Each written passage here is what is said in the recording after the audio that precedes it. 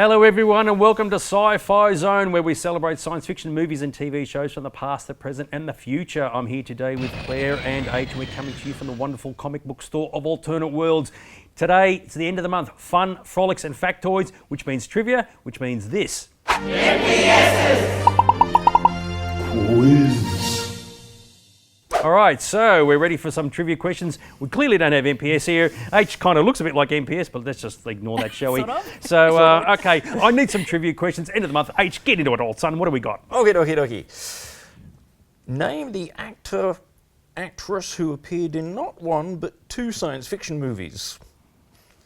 Question 1. Dune and Star Wars The Force Awakens. Question 2. Avatar and Galaxy Quest. Question 3. Aliens and The Abyss. Question 4. Cowboys and Aliens and Ender's Game. Question 5. Edge of Tomorrow and A Quiet Place. Now keep in mind, these are actual main actors and actresses in these shows, not like the second stormtrooper to the left. So if you know somebody who said, oh, I've worked in 16,000 science fiction movies as a background extra, that's not the person we're looking for. But of course, I know you're waiting for the sixth question, the mind bender of the lot. Now this is a bit of a trick question, okay? So name the actor / actress who worked or appeared in these two science fiction movies, Planet of the Apes and Planet of the Apes. Oh, there you go. No, we're talking about the 1968 version and the 2001 version. It's a slight tricky question. So while you're racking your brains over that, damn you all to hell, we'll be back after these messages. Don't go away, because we've got something very exciting coming up. Speak soon. Alternate Worlds has been specialising in comics and collectibles for over 40 years, with a back issue collection of over 500,000 comics covering the golden age right through to latest releases, including signed and slabbed gems. They also have an enormous graphic novel collection, one of the largest ranges of manga in the country, as well as toys, statues and pops, and new items are arriving every Wednesday. Each month, Alternate Worlds hosts its own premium comic day, where all the rare treasures are put on display for inspection and purchase. The store also runs regular tournaments and competitions for both comic and gaming fans. And for local and interstate and international buyers, the Alternate Worlds website features their complete range of products, so whether you come in online or in store, visit them soon. Okay, welcome back. You may have noticed the cup has gone bye-bye. It's a continuity error, but in fact, we've done that for a reason, because it's now time for... Leave it in the packet! Well, we've got something a little bit different this week. Model kits. I think we mentioned in a previous episode, I love my science fiction spaceships. Probably my first love was the Eagle transporter from the Jerry Anderson series Space 1999. Workhorse for 2 seasons, design that never changed. This is the original Airfix version, so we're going back to around about 1976, 1977. I did hear a rumour apparently that someone in NASA or some space agency had said that as a design, it was actually close to being as bad as practical and real life as you could possibly get. Is that true? There were comments that it was a very practical design. I mean, the idea is you had the pod in the middle that could be changed for various functions. So you had the transport pod.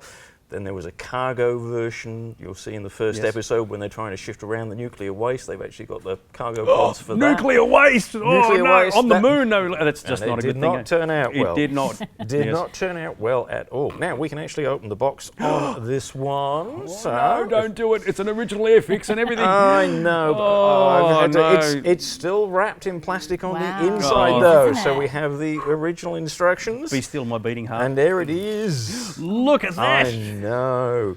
And with Oh, cool. the original catalogue from the time as how good. well. That's So, yes, a little bit of trivia on this one. Okay, it was used in Space 1999, but parts of this turn up in the ragtag fleet of Battlestar Galactica. Oh, that's the original 1978 The 8 version, just to there is a clarify ship that. that is made of various parts of this model as well.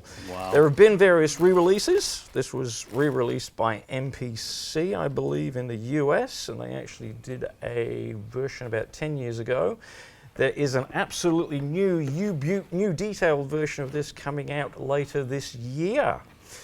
One that It's lost its value though because he's boxed it up and left I've the boxed it up and left the instructions out. Oh Not gonna get very far no! without Oh, there we go. I those. could have put those on eBay. There we go. Then 4, same series but just a one-off ship, the Hawk. Only turned up in one episode of Space 1999 called War Games. It proved extremely popular at the time, enough that people said, give me a kit version of it, which they did. So, because it was in War Games, is that the kind of thing you like to play a game with?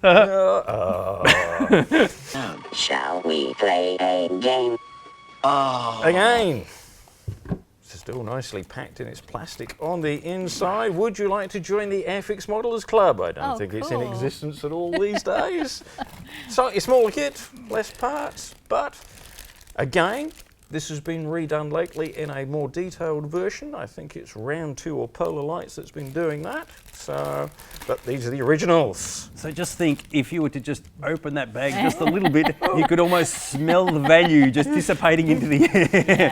And Although the interestingly, tears that if you, would if pour you out. do smell it, it has that smell of old plastic I, model kit. I thought that was just you. So No, I actually put the deodorant on this one, Oh, so I very was good. Yes, Old Spice, Old Modelers kit. Yes, exactly right. I love it. How good is that? They're the only two that they made for Airfix of the They've actually been transporters. doing more of these lately. There were, at the same time that these came out, there were the Dinky, the metal toys, and they did both this version with the transport pod, and they did the cargo version with the little nuclear waste pods. Oh, cool. In the last few years, they've actually done for the Eagle, there is now a giant version, a 1/48th scale, which is around about this big when it's fully built. I have one of those in my collection, along with the cargo one as well, I will admit. You know, amongst the hundreds of models they're meant to be building sometime when I get retired, I'll get there. Well, I think it's absolutely fantastic. They're still in the boxes, still in the plastic, still got the original instructions. How cool is that? If you're a young person out there looking out there at the moment thinking, what is this plasticky stuff that you've got? Wait, where's the CG? Where's the digital? Where's the computers? Sometimes old school is definitely the way to go. How good is that? So we need some answers to some questions. Come on, H, bring it home. What have we got? Okie dokie, we have question 1. Who was in Dune and The Force Awakens? That will be Max von Sydow.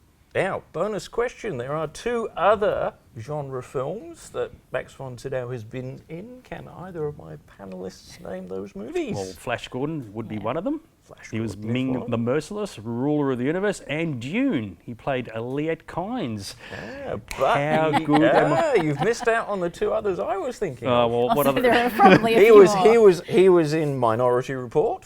Oh, okay, I've only With seen that Tom once. Cruise, Yep. and also he is in the Stallone version of Judge Dredd as Chief Judge Fargo. Now, if you think my answers are better than his answers, feel free to leave a comment. But anyway, we move on to, here you go. Hey, I knew the character name, Elliot Kynes. See there? Oh, I'm a smart cookie, what can I say? Or a bit tragic, what can I... Anyway, move Now, on. question 2, Avatar and Galaxy Quest. That was, of course, Sigourney Weaver. Yes, fantastic.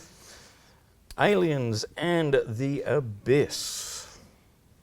Michael Biehn. You could say he's been there, done that.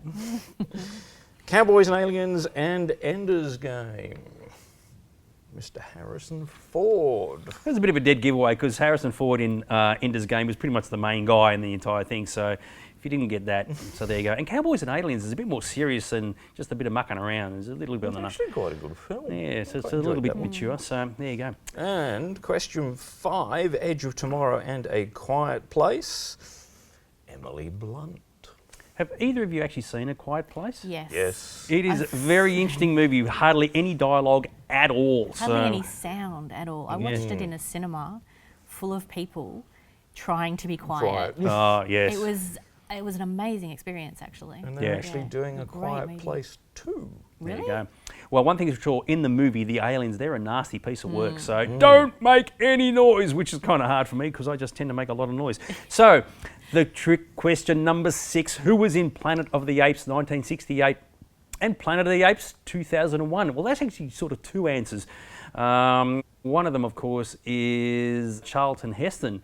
He played Taylor in the original movie, and he played an uncredited role as Zaius, of all things, in the 2001 film, and that was actually the father of General Thade. So how good was that? And Linda Harrison, who was Nova in the original movie, apparently, and I have to say this because I'm not entirely sure where she is, appears in the 2001 version as well. I'm guessing you would have known the I forgot his name. Charlton Heston. Yeah, thank you. Mental blank there. You would have known that. Yep. Oh goodness. I didn't know about the actress who played Nova though being in there. Oh yes. But she's sort of in the background. But at least with Charlton Heston being Zaius, he was a bit more prominent. So there you go. But he was an uncredited role for the. My cold dead hand. There's a quote in that film. Oh, I think, there we which go. was A quote. How good is that? Keep which that is in not mind. a film quote, but a political quote. Indeed, it was. So there you go. How good is that?